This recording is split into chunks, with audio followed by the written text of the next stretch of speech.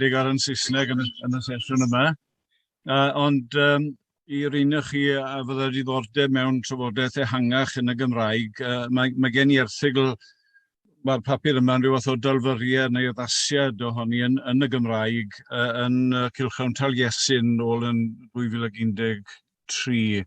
Wedyn, ond am y tro, fel ni wegon ni, y sgwrs yma yn Saesneg, ond ac yn ceisio, dwi ddim yn gallu rannu'r sgrin i wan.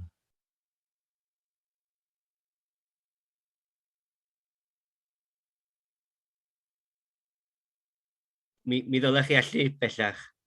Ydy, mae'n... Pawb yn gallu gweld gobeithio.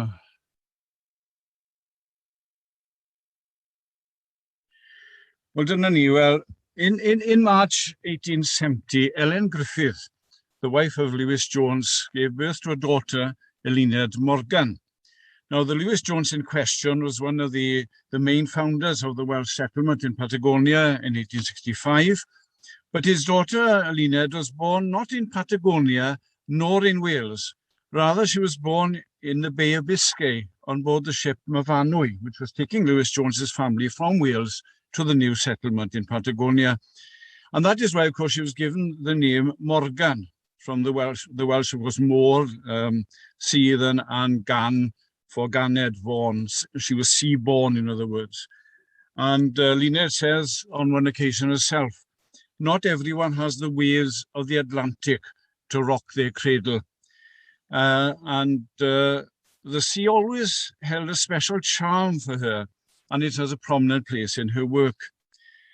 Now, one reason why the sea has that charm is because Eluned was, according to one literary critic, and I quote, an instinctive and spontaneous romantic who placed great emphasis on her feelings. And in that romanticism, Eluned is following her father, Lewis Jones. Now, he was her great hero and the greatest influence on her. Now, the picture on the screen there of Lewis Jones, the very well-known picture that we've already seen more than once, actually, during this conference, of him with some of the indigenous peoples there. And interestingly, Eluned, in an account, when she's going up to the Andes, she meets a group of the indigenous peoples there. And when the leader of the group understands that she's the daughter of Lewis Jones, he gets up and shakes her hand and says, if you are a daughter of Don Louis, then you are our sister. But he was, I say, her great hero and the greatest influence on Eluned. And he was responsible for her early education in the Chubut Valley. Eluned says on one occasion, thanks to my simple home, she says, I remained a child for longer than was generally the case. I was as much a child at 15 as I was at 6. The fairies were my delight, and the stories of the Mabinogion were my main reading. Now, in addition to her natural romantic tendency and her father's influence on Eluned, Eluned's formative years also witnessed a significant patriotic and romantic movement in Welsh life. And Eluned Morgan not only came under the influence of that movement, but she was in many ways at its centre and knew many of the key figures, people like David Lloyd George in the world of politics and the great Welsh romantic poet Wyn James. Indeed, she could say in a letter written in Gaiman in April of 1934, as she looked back on that period, she says, I did not fully realise that I happened to be in Wales as a young girl when there was a great awakening there in many circles and great souls arising here and there. Now, her great literary mentor and hero, and Eluned Morgan, ever the romantic at heart, she has a propensity of creating heroes. And Owen Edwards was certainly one of those heroes. Owen Edwards, of course, one of the key figures in that patriotic and romantic awakening that Wales witnessed in the 1880s and 1890s. And she says of him in a letter in 1899, he is my ideal of everything Welsh, of everything pure, of everything sublime. He is my literary master, and at his feet I desire to sit. That is, this hero worship of Wyn Edwards, which actually ceases to a degree, at any rate, during the First World War because of his support for the war effort. Eluned and her father were very fervent pacifists. But this emphasis, this influence of Wyn Edwards, is seen in her first published volume in 1892, which was a translation into Welsh of one of the works of John Ruskin, the English neo-romantic. And he was an important influence on Wyn Edwards and on the Romantic movement in Wales. Wyn Edwards had sat at its feet at the university in Oxford. One of the most prominent among the Welsh Romantic poets of the early 20th century, Robert Williams Parry, he says in one of his poems, "Mae hiraeth yn y môr a'r mynydd maith," that is, there's this hiraeth nostalgia then in the sea and in the expanse of mountain. And because of her romantic tendencies, it's not surprising to see Eluned drawn especially to the vast expanses of sea and mountain and to the wildness of storms. The most memorable example of this is when she pleads with the captain of the ship in which she's traveling from Britain to South America to be tied to one of the ship's masts during a storm on the Bay of Biscay in order for her to feel the power of the storm as well as to see, to feel the power of the storm as well as to see it. And the experience, she says, was 4 hours of bliss.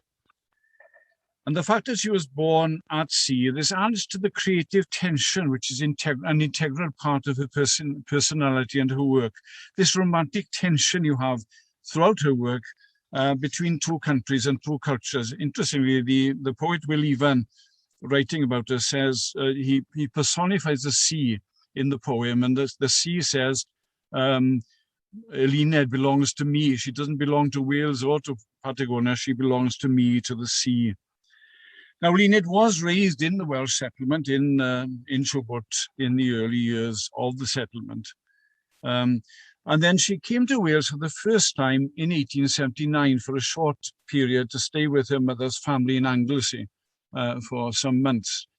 But then she comes back to Wales then for an extended period in 1885 at the age of 15 to be a boarder at the Dr. Williams School for girls in Dolgellau, not far from the home of Michael D. Jones, of course, the main leader, if you like, of the establishment of the Welsh settlement in Patagonia.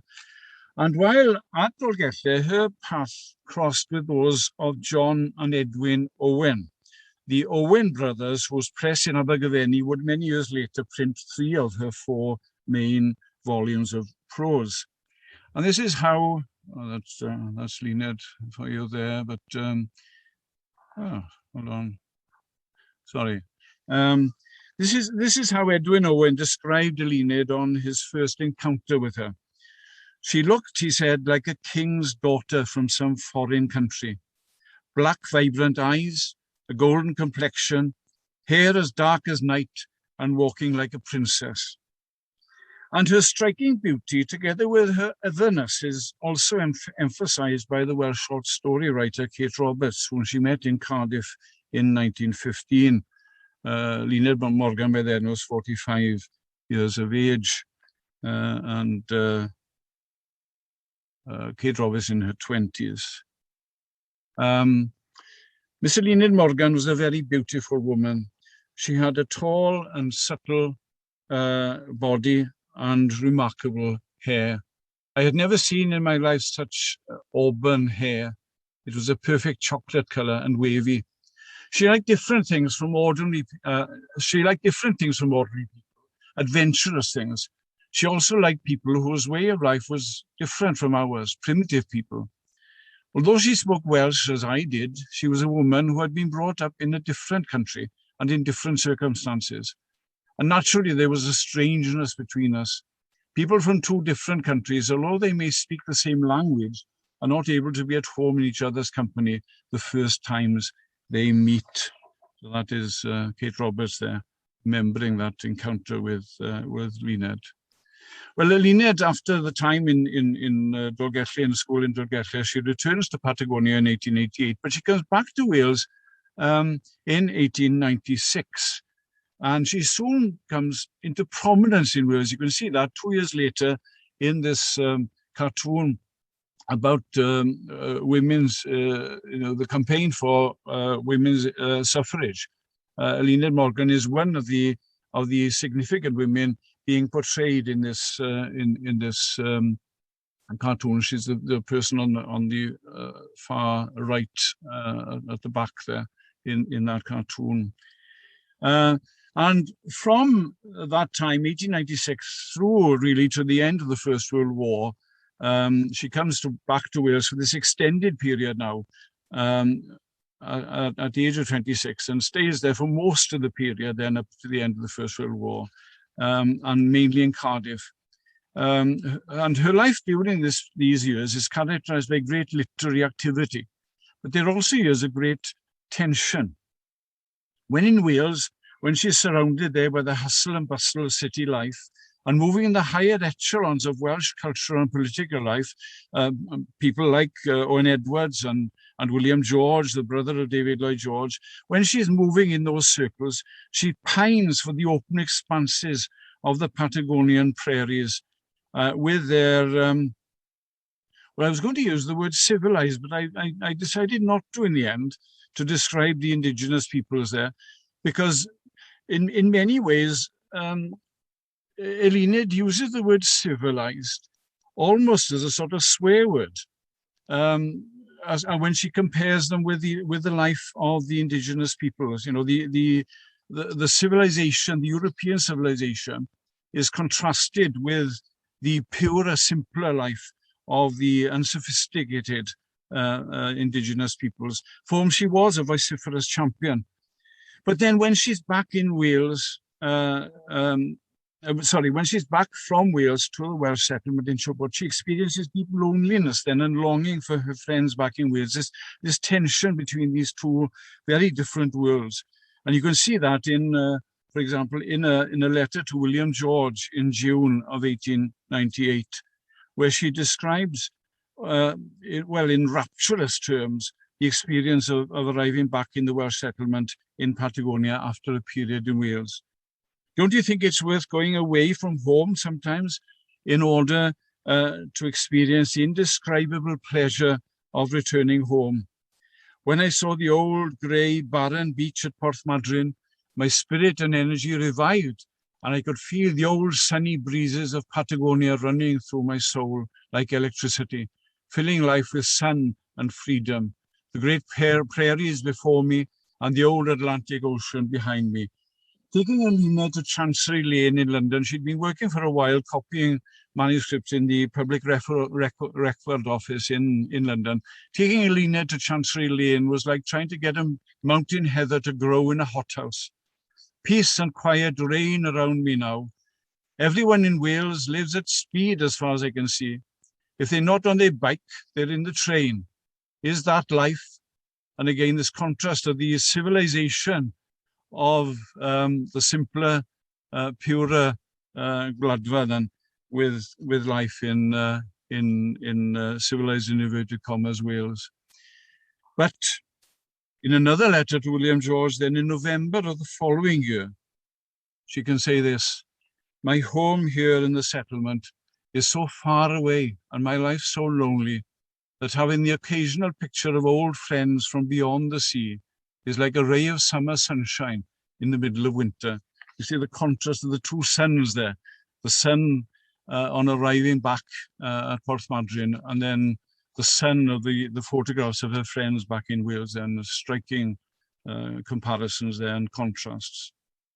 And at times in her letter, she gives the most poignant expression to the isolations and the frustrations and the cultural tensions that were at the core of her being, especially in the period after her father died in 1904, a time when she was also seeking to come to terms with the new and profound spiritual experiences that became hers as a result of the religious revival of 1904. Listen to her, for example, in a letter now to William George von Gaiman in February of 1907. Very poignant sentence here. Why have I been given such a painful legacy, my friend? Why have I been given aspirations I can never realize? Why have I been fated to live so unbelievably lonely? And then again in March the following year, that is 1908, she says, I have no home or hearth. I have hardly a relative or friend who can truly sympathize with all my dreams in this remote place. Now, a young teacher called Esther Emmett had emigrated to Patagonia in 1891, but by 1902, she returned to Wales and was living in Abergavenny. And Eluned went to visit Esther, and by a strange coincidence, she thereby renewed her acquaintance with John and Edwin Owen, who she'd first met in Dolgellau in the 1880s, because they'd moved from Dolgellau down to Abergavenny and had established a printing house there next door to where Esther Emmett now lived. And for several years afterwards, Eluned would regularly visit the Owen brothers during bank holidays especially. And there's a picture on the screen there of John Owen of Enny in the papers of Eluned Morgan, which the late Tegay Roberts allowed me to take a picture of. A very interesting character in his own right, and deserves a lecture in his own right. But it's interesting. Again, you see this romanticism coming through in Eluned. A letter to Wyn James, the poet, in August 1905. She tells in true romantic fashion now how she just returned from lovely Abergavenny, as she describes it, where she'd climbed the Sugarloaf Mountain, where, and again, she says that she'd lain in the midst of the heather for many delightful, pleasant hours.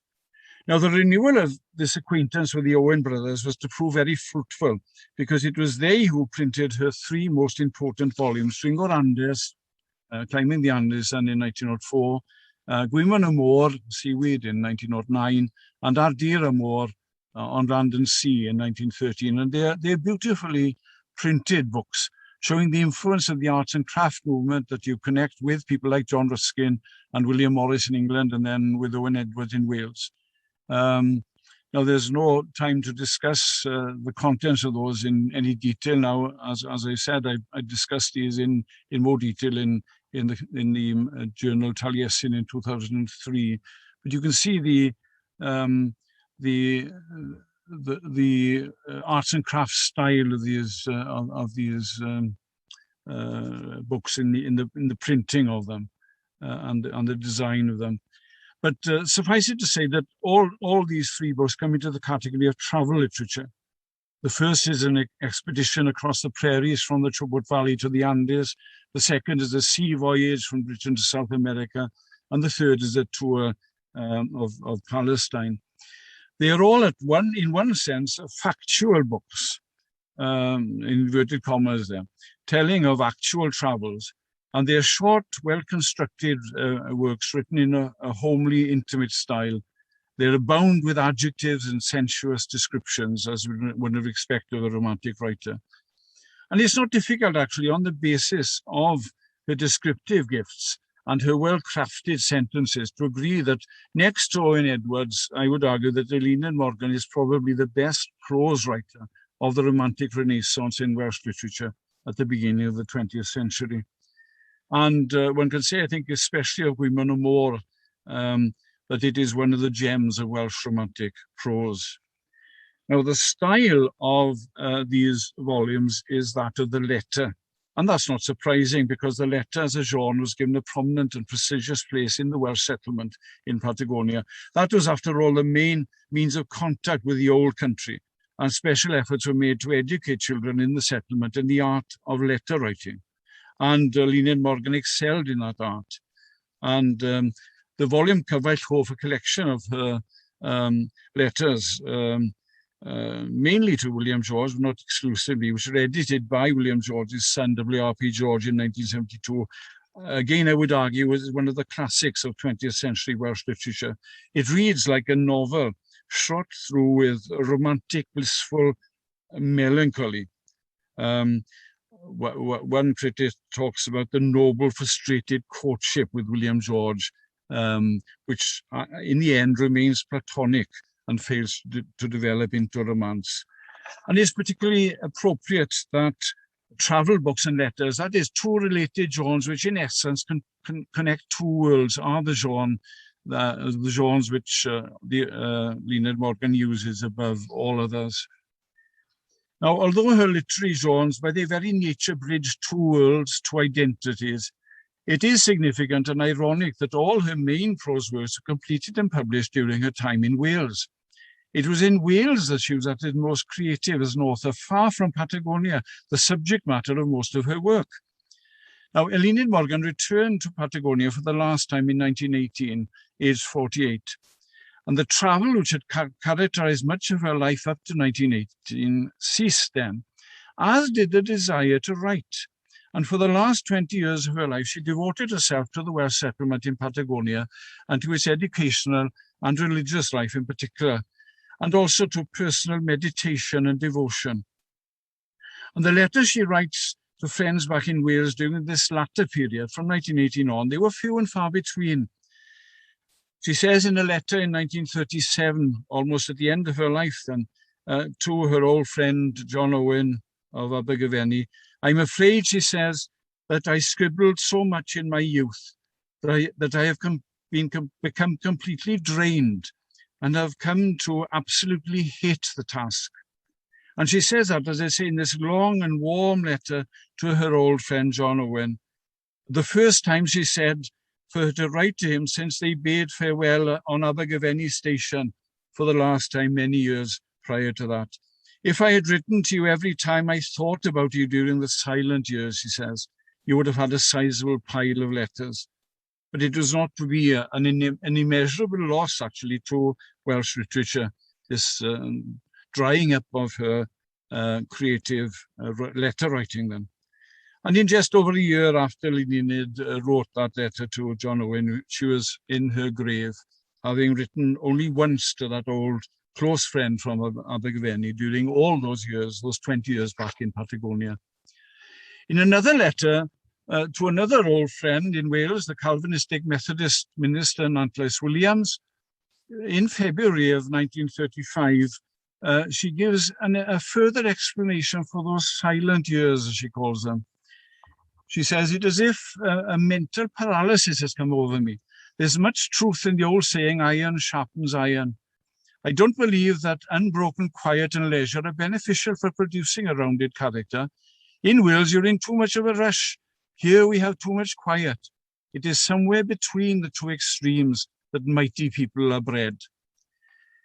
But this literary paralysis is also linked to the great changes in her spiritual life after her conversion in 1905 during the revival, and the changes in her priorities now which stem from that. And she hints at that in another letter to Nantlais Williams a year later in February 1936. "I think sometimes that it is spiritual hunger and a longing for the fellowship of God's children that has caused this barrenness which has taken possession of me, because the spiritual state of the Welsh settlement is pitiful. I don't know what would have become of me if I had not had a firm hold on the truth as it is in Jesus Christ before coming back here from Wales." And her letters are now characterized by an intense longing for the spiritual as well as the cultural companionship she had met with in Wales. Now, the years following Eluned's final return to Patagonia in 1918 were an increasingly difficult period in the history of the Welsh settlement in Patagonia, especially in matters relating to language and religion.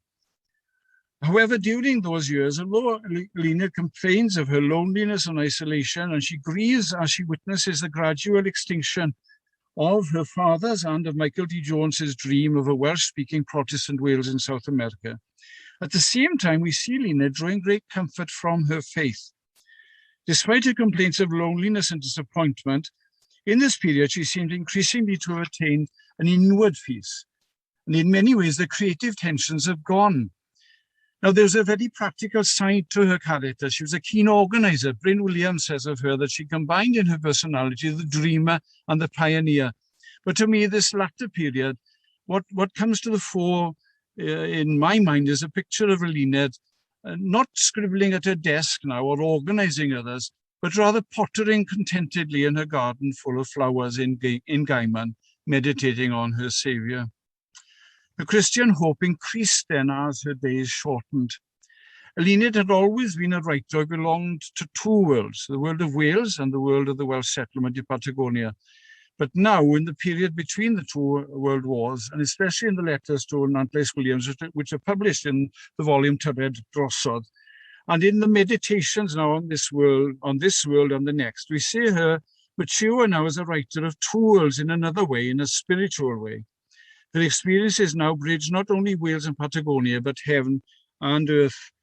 Wyn Williams, interestingly, says of the influence of the 1905 revival on Eluned Morgan, that the Welsh settlement in Patagonia had gained an excellent religious leader and a Sunday school teacher, but had lost an author. But I'm not so sure, because her intermittent correspondence in that last 20 years back in Patagonia contains some of the most memorable devotional passages written in Welsh in the 20th century. To most romantic writers of the period, these romantic writers that lived for the moment, death was the ultimate woe.